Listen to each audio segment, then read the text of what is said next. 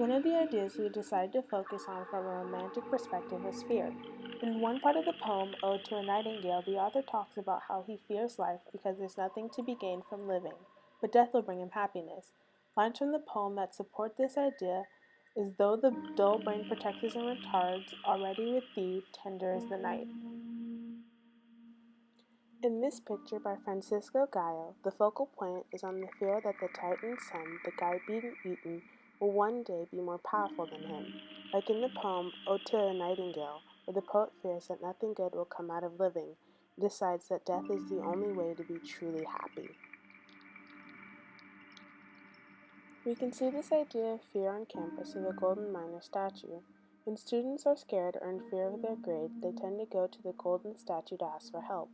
Like in the poem Ode to a Nightingale, where the speaker is asking the nightingale for help finding a way to death. In both these examples, people are going out of their way to ask others for help.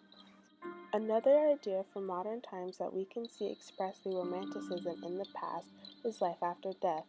In this painting, you can see that Philippe Otto Roge created this piece imagining what the afterworld would be like using religion, instead of relying on reasoning and logic that people from the Enlightenment period might use when trying to understand life after death. In John Keats's poem, Ode to a Nightingale, he uses all nature as a way to express how happy he will be once in death and more connected with nature. This can be seen in the lines, "Darkling I listen, and for many a time I've been half in love with easeful death, to take into the air my quiet breath." On campus, the concept of wanting to connect more with nature can be seen through the construction going on. All the construction going on campus is taking away from the inherent beauty that is present on campus. This can prevent students from being able to enjoy and see the beauty that is UNC Charlotte. In the line, "'Tis not though envy of thine happy lot, but being too happy in thine happiness in some melodious field," the author focuses on the beauty and happiness that can be seen or enjoyed from nature. This is another example of all of nature that can be seen in Ode to a Nightingale. In the poem Ode to a Nightingale, John Keats focuses on celebration of the individual.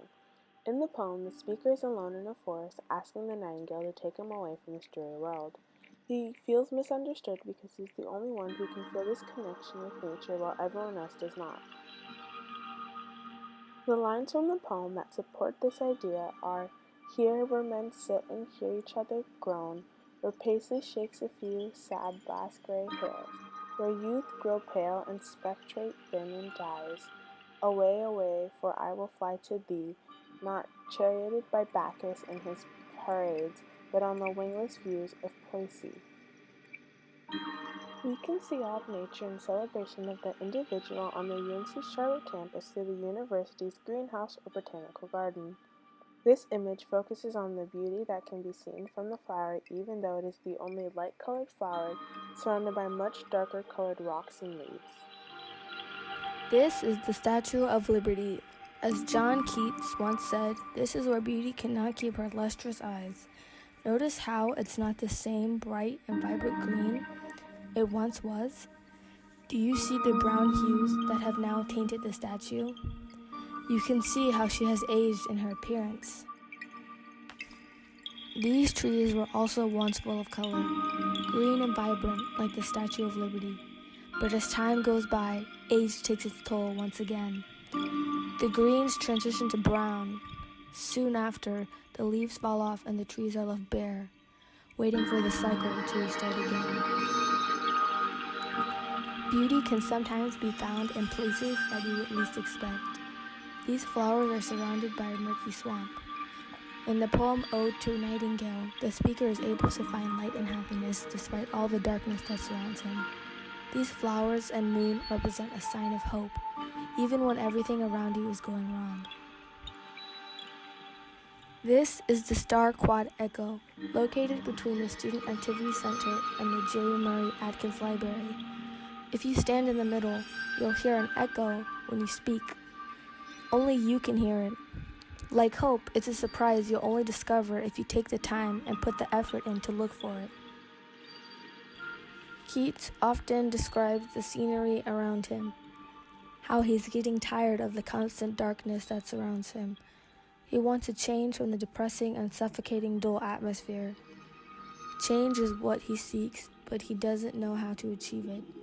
In the picture, you can see the moon, his hope, growing smaller and fading away, consumed by doubt. Although we think these flowers are pretty, most people probably would not give their beauty a second glance. What we take for granted can be a precious sign of happiness to someone else. This is the beauty the speaker in the poem has been longing to see. He wants to be able to see the flowers at his feet. Thou wast not born for death, immortal. This is how the speaker in the poem refers to himself. Immortal. He can't die. This is the Tortopsis nutricula, also known as the immortal jellyfish. From young to old, then old to young, the process repeats itself all over again. In the poem, the speaker is forced to deal with those dying around him, but he can't join them. This is a gold ore, located on the steps between the Cone Center and the Student Activity Center. It originated from Reed's gold mine. This piece was first documented in 1799. Despite its battle with time and over 2 centuries of human contact, it has managed to be able to stand today, a symbol of hope for students who are at a low. Death. It's what most people dread and hope to prolong as long as possible. But not Keats. It's what he seeks, the one thing he wants the most. Up the hillside and now 'tis buried deep. He's choosing to bury his problems. This is the only option he sees fit in order to end his suffering, as he knows no other way and there's no one for him to go to.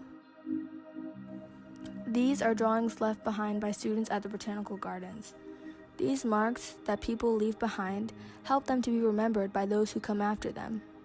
Kind of like the gravestones, it's like a little saying describing a person. Through these drawings and statements, you can also see a little bit of the person behind them.